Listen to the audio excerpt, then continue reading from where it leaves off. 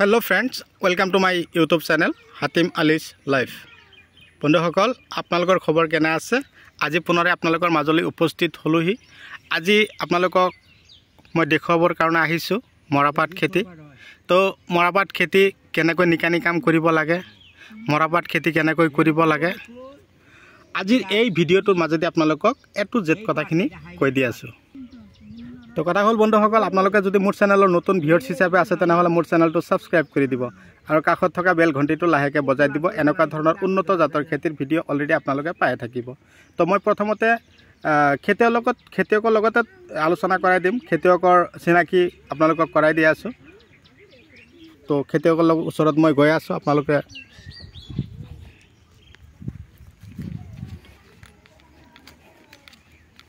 মামা এটো মৰাপাট খেতি আপুনি কৰিছে? হ্যাঁ মই কৰিছো। আজি লেবাৰ দুজনক মাতিছে না? খেতি ঘা হৈছে না? ঘা হৈছে। নিকানি কাম কৰি আছে? নিকানি কাম কৰি আছো। এটো কি কি মৰাপাট? এটো আপোনাৰ ৰাণী বুলি কয়, হাইব্ৰিড ৰাণী মৰাপাট। ৰাণী মৰাপাট। এটো কি বহুত ভাল হয় নেকি? এটো বিঘা 20 মন পাট হয়। বিঘাত 20 মন? 20 মন হয়। ও তো আপোনাৰ নামটো কি আছিল অকমান জনাব? আব্দুল ৰহমান। আব্দুল ৰহমান না? তো বন্ধুসকল নিশ্চয় গম পালে, খেতিয়কে ধুনীয়াকৈ খেতি নিকানি কাম কৰি আছে মৰাপাট খেতি। চাওক দুজন লেবাৰ লৈ কিনে ধৰক মৰাপাটৰ কিমান ধুনীয়াকৈ চেহাৰা হৈ আছে। তো 1 বিঘা মাটিৰ পৰা 20 মোন পাট উৎপাদন হয়। তো কোন ধৰণৰ বিধান খেতিত লগাইছিল মই এতিয়া বিধানৰ পেকেটটো আপোনালোকক দেখুৱাবৰ কাৰণে গৈ আছো। চাওক এটা আপোনালোকে ইয়াত চাই আছে জোৰা বলত NJ 7010 ৰাণী, এটো সিট ইয়াত হিসা হৈছে।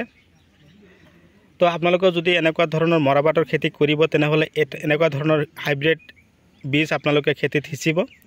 তো কথা হল আমাৰ ইফালে যে মৰাপাট হিচিছে বা মৰাপাটৰ খেতি কৰিছে, মৰাপাট খেতি তো এই মৰাপাট খেতিত তাৰ মানে কি হয়, আমাৰ খাৰুপেটিয়াৰ ফালে মৰাপাট খেতি যে কৰে কিহৰ কাৰণে, কেৱল যে পাট উৎপাদন হ'ব হেয়াৰ কাৰণে নহয়, আমাৰ ফালে তাৰ মানে এই মৰাপাটৰ যিটো ঠাৰি আছে সেই মৰাপাটৰ ঠাৰি দিয়ে আমি কি কৰোঁ, এই খিৰা তিয়হ এইবিলাক খেতিত হেন্দালি দিবৰ কাৰণে আমি মৰাপাটৰ ঠাৰি ব্যৱহাৰ কৰোঁ।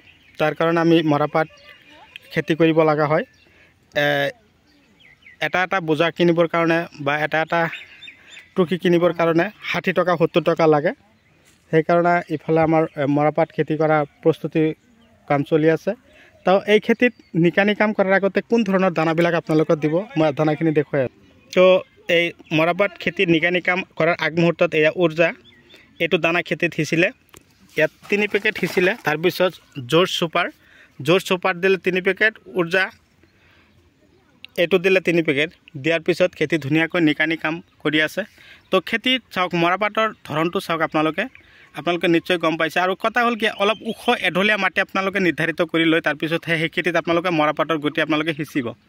আৰু মৰাপাটৰ খেতিত পানী জমা হৈ থাকিলেও কিন্তু মৰাপাট মৰি নাযায়। অকণমান যদি দ মাটিও হয়, আপোনালোকে তাৰমানে আমাৰ ইফালে যিটো খাৰুপেটিয়াৰ ঠাই যিখিনি সেইটো ওখ মাটি, খেতি বাতিৰ কাৰণে বৰ উপযোগী। তথাপি কি কৰিছে, খেতি বাতি বাদ দি হ'লেও অলপ হ'লেও মৰাপাট খেতি কৰিছে। তাৰ কাৰণ হ'ল খেতিয়কে আজিকালি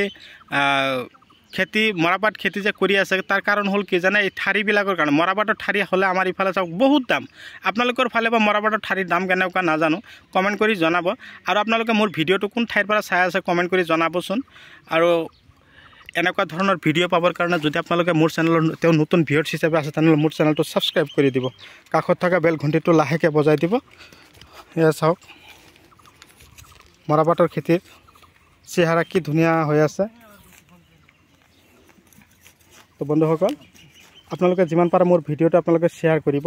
এটা শ্বেয়াৰৰ কাৰণে আমাৰ খেতিয়ক বন্ধুসকলে এনেকুৱা ধৰণৰ মৰাপাটৰ খেতি কৰিবৰ কাৰণে আগ্ৰহী মনোযোগী হ'ব।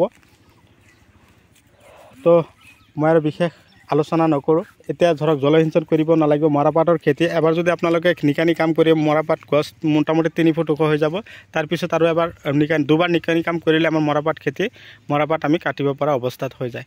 তো কথা হ'ল আপোনালোকে এনেকুৱা ধৰণৰ খেতি কৰক, সফল হওক তাৰে কামনাৰে আজি আপোনালোকৰ মাজৰ পৰা বিদায় লৈছোঁ। পৰৱৰ্তী ভিডিঅ'ত মই আপোনালোকক পুনৰে লগ পাম। ধন্যবাদ।